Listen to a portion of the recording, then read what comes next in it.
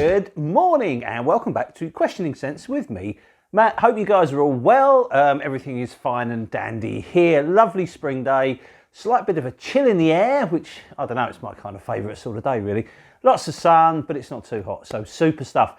Anywho, enough waffle. It's been brought to my attention that there are lovers of oud out there that don't like rose. That's correct. Yes. Correct. Yes. Now Rich, my ever suffering partner in Questioning Sense, he's one that has a bit of an aversion to the beautiful floral delights of the rose.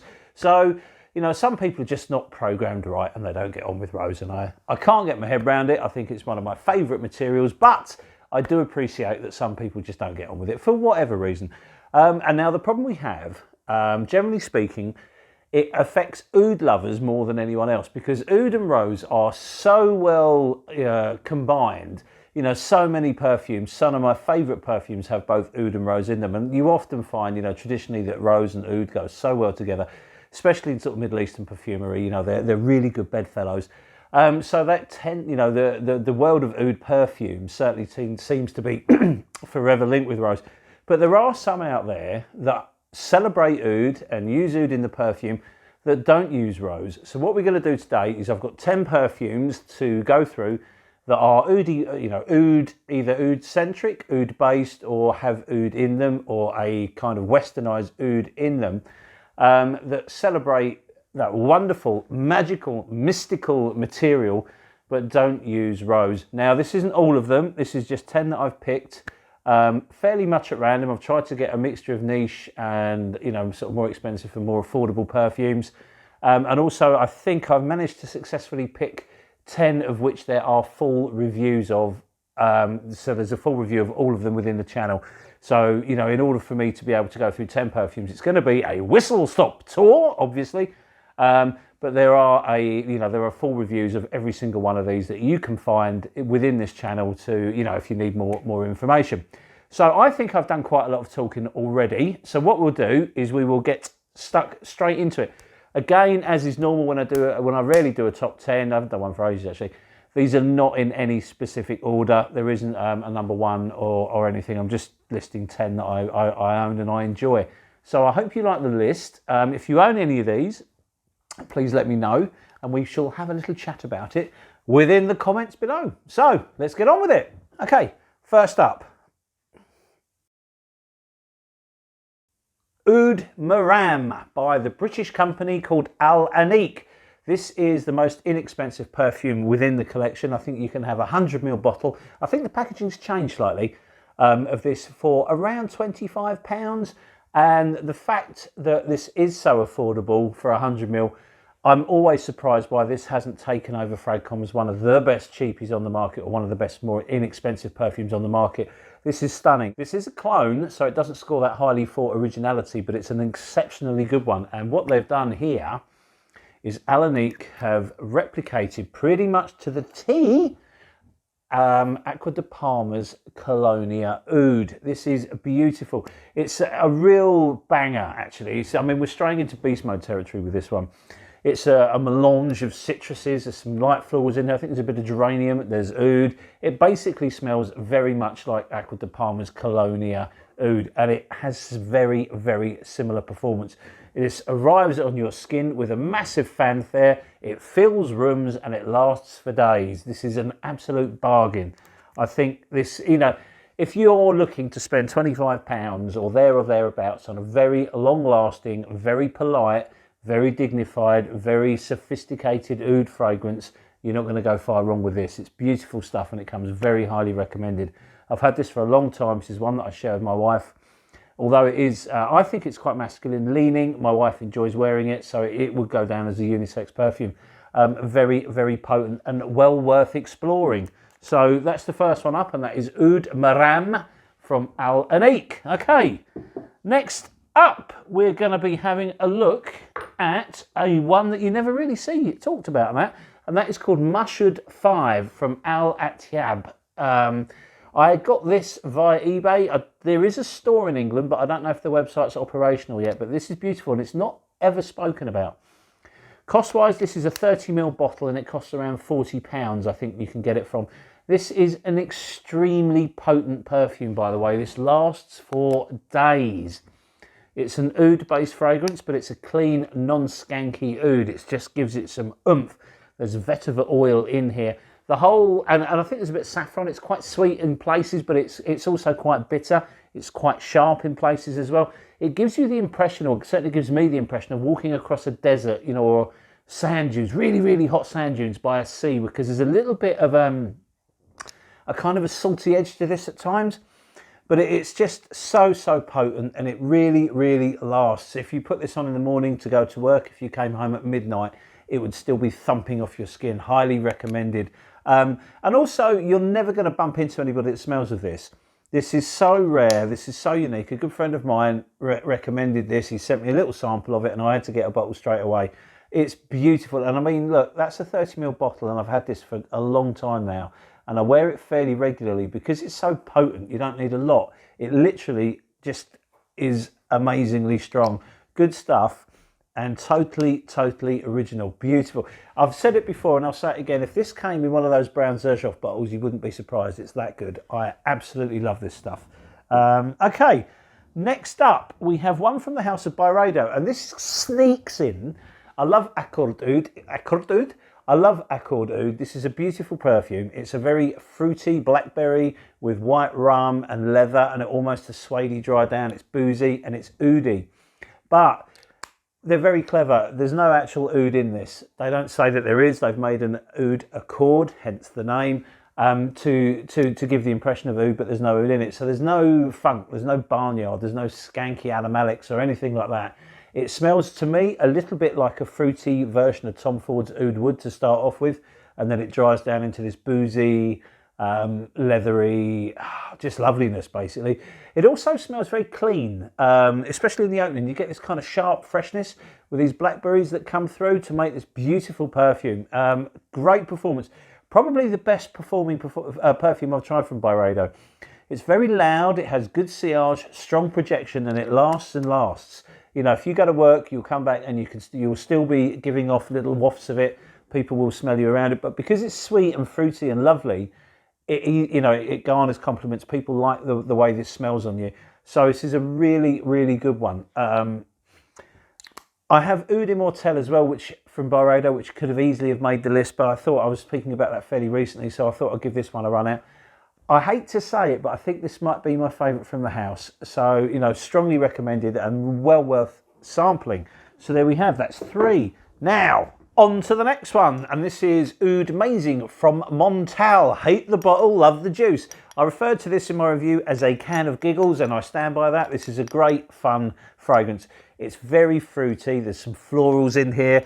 There's pear, there's fig, there's mandarin, there's Sicilian orange, there's the classic Montale style oud. You know, this Oud Accord that they like to chuck in everything. And it's got musks in it. It's a little bit woody in the dry down. But this is hilarious. It's a really, really enjoyable fragrance. It works all year round. It's good in the heat and it's good in cold weather because it's just so big.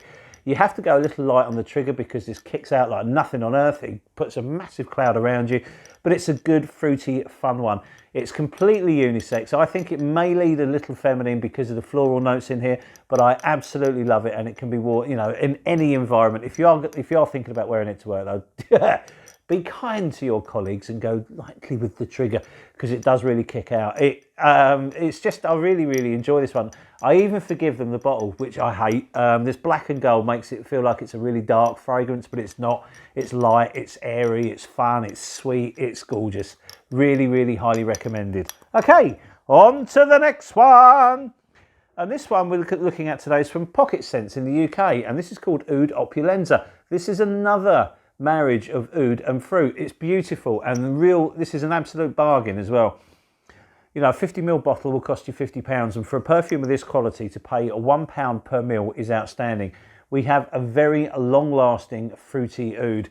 The oud in it is clean, but it does smell very much like oud. There are some slight similarities in the dry down to Niche Oud for Greatness, but this is much more of a fruity affair. It's not got any hints of BR540 about it. It doesn't do that saffron woods kind of, you know, airy nature. But it is I mean, it's a very strong performer as well. This is lasts for hours, and it just smells lovely. It's quite dignified, despite the fact of being a fruity oud. It's not mad. It doesn't sort of scream, "Look at me." It comes across as a very polished and sophisticated fragrance.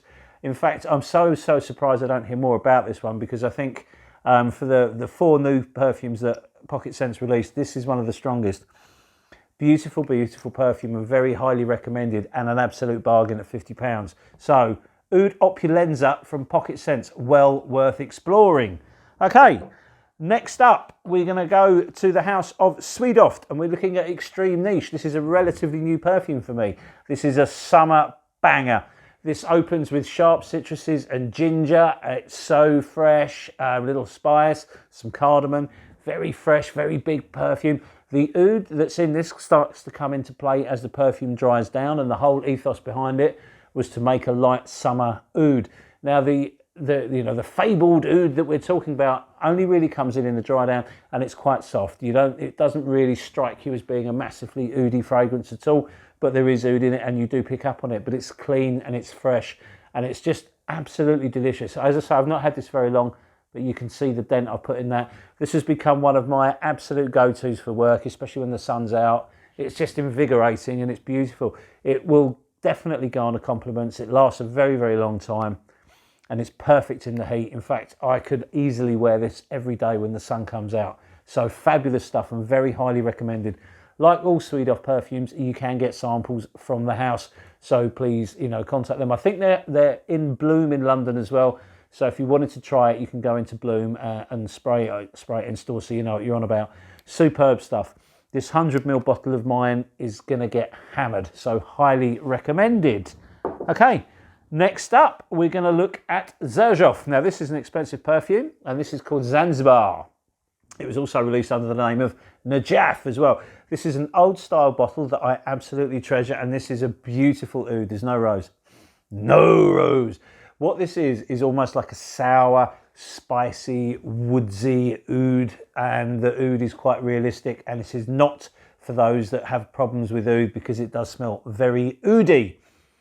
It is absolutely beautiful. It's not a beast. It's very noticeable on your skin, don't get me wrong, but it's not a room filler. It's a dignified fragrance that is absolutely enchanting. I don't thinking about it, that I have done a single full review for this one, so this one doesn't have a review. But this is a beautiful exotic smell that you would it exudes wealth, it exudes power, it exudes sort of a man of quality, and it is a masculine leaning fragrance. I think a woman could wear it, but she must be very confident with the smell of oud and the smell of wood, because this is what this is all about. It's a sort of a woodsy oud. The sandalwood in the base is very, very nice. And the whole thing works together. It's a magnificent perfume, and one I absolutely treasure. I don't wear it very often because it's too oudy for my wife to take. So if I wore it around her, she wouldn't like it. But when I do wear it, I really, really appreciate it. It's one I actually covet quite a bit. I kind of pick it up and sniff it without actually spraying it, probably more than any other bottle I own. But this is a beautiful fragrance. If you can get it, get it. But you need to obviously like oud. I wouldn't blind buy it at all. If you're in one of the high-end stores that carry the Xerjoff Oud Stars collection, then please give it a sniff. I mean, smell them all, because they're all pretty magical. But this may well be my favourite from the Oud Stars collection. So that is Zanzibar, or you may see it as Najaf from Xerjoff. Okay, down to the final 3. So let's go with Richard's favourite, which is a Musiqa Oud from Nishane. Banger. Absolute monster. This is. It's just a beast mode. It's the beast mode of beast modes. It lasts on your skin till you wash it off, and it doesn't just stay as a skin scent as well. This kicks out pretty much all the time. 10 hours in, you're still projecting with this. It's so potent. This is an old original style bottle, so the new bottles have got a different head on them, different cap rather, but the actual bottles still look the same. This is stupidly potent. You've got to be very, very careful when you're wearing this one. If you remember my first review of this one, I nearly got asked to leave a cafe after overspraying it and walking in for my morning coffee. It was like falling off the walls. This was everywhere. It's a really, really punchy fragrance. There's a little bit of citrus that opens it up, but it gets engulfed by this oud, this saffron, and a ton of civet. So it's quite animalic, and it just, it's glorious.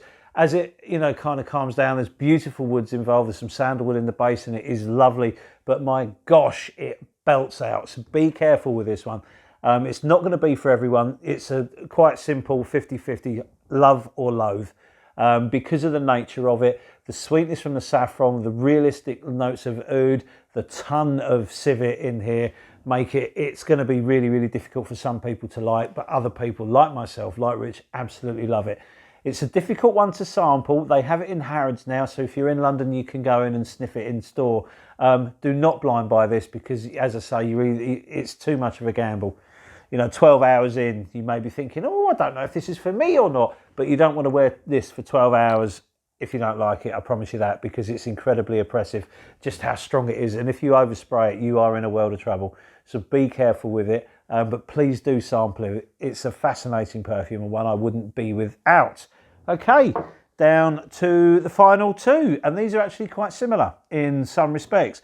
So here we have Floris Leather Oud, a very recent perfume for me. What a beautiful fragrance. This is all about oud and leather, effectively. And the leather accord is absolutely outstanding. The oud develops, it has a slightly medicinal bent to it, which suits this perfectly. It's like an oudy, suede-y, leathery jacket that just wraps itself around you. There is some warm, spicy amber that brings some sweetness to the dry down. There's a little hint of some smoke in here, but it's not like birch tarry or anything like that. It's just a little sort of a smoky nuance. It sweetens up as it dries down because this isn't sweet at all in the opening. You just have this kind of like a medicinal style oud with a beautiful leather note. There are some florals here. There's a little bit of geranium and there's some bergamot in the opening, but it's not a light, fresh bergamot. It's like an oily, condensed bergamot that sits in and swims in with everything. It's beautiful and very, very underrated. Now, I think if this was more, if more people were aware of this or more people got to try it, you'd hear a lot more about it because it's a stunning, stunning perfume. It's class in a bottle. Unfortunately, the price reflects that. This is around £160 a bottle from Floris, although you can get it through a lot less than that through discounters. So keep your eyes peeled. But this is stunning. If you like leather and you like oud, you're going to absolutely adore this one. So there we go. And now finally, we go back to the house of Swedoft for Bohemian. What an utter banger this is. Rich loves this one. I think Rich is absolutely hammering it at the moment. I'm wearing this for the video and it's glorious. It's so enchanting. You have some dried fruits and some really realistic funky oud in the opening. And it just envelops from there. It kind of races away with you. Now, the reason that I find it slightly similar to the Floris, not because they smell alike side by side at all, but this one has a beautiful smoky leather dry down, and this has a little bit of a smoky edge to its leather as well. They don't smell at all alike, but they do similar things. This is a bit more of a wild card to the Floris. The Floris is much more gentlemanly and refined. This one's a bit more of a hooligan. It kicks out. It absolutely has really good performance. It's very long lasting with a lot of projection and a really strong sillage. So much so that it's one I can't wear around my wife. She doesn't like it at all, and neither does my son. So when they're out, which they are at the moment, I get to wear it. Highly recommended. This could be my favourite from Swedoft, and that's saying a lot because I've got a lot of their perfumes. They have a huge, collection of perfumes, and I've sampled pretty much most of them. But I think this one might be it. It's always a tie between this one and Rasputin, and maybe Extreme Niche is pushing in on the act as well.